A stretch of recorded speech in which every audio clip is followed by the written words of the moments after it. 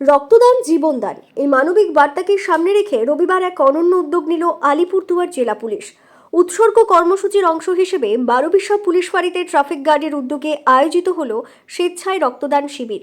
বর্তমানে রক্তের ঘাটতি, বিশেষ করে থ্যালাসেমিয়ায় আক্রান্ত রোগীদের জন্য বড় উদ্বেগের কারণ। সেই প্রেক্ষিতে এই শিবিরের আয়োজন বলে জানিয়েছেন উদ্যোক্তারা। এদিন প্রায় শতাধিক পুলিশকর্মী, সিভিক ভলেন্টিয়ার এবং স্থানীয় বাসিন্দারা স্বতঃস্ফূর্তভাবে রক্তদান করেন। রক্তদাতাদের ফুলের তোড়া ও প্রশংসাপত্র দিয়ে সম্মান জানানো হয়। উপস্থিত ছিলেন অতিরিক্ত পুলিশ সুপার যাদব অবিনাশ ভীমরাও, কুমারগ্রাম থানার আইসি সমিত চ্যাটার্জি, 12 ফাঁড়ির ওসি জগৎজ্যোতি রায় এবং ট্রাফিক গার্ডের ওসি অনিল বর্মন।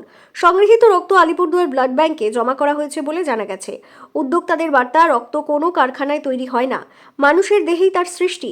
তাই সকলের এগিয়ে আসা প্রয়োজন এই মানবিক সামাজিক কাজে। এই উদ্যোগে পুলিশ ও সাধারণ মানুষের একাত্মতা নতুন দৃষ্টান্ত স্থাপন করলো বলে মত সংশ্লিষ্ট মহলের। সাথে থাকা বা যোগাযোগ রাখা এ মাধ্যমে আমার কর্মসূচি প্রত্যেকটি বছরই হয়। সেই হিসাবে আমরা এবছরই করছি।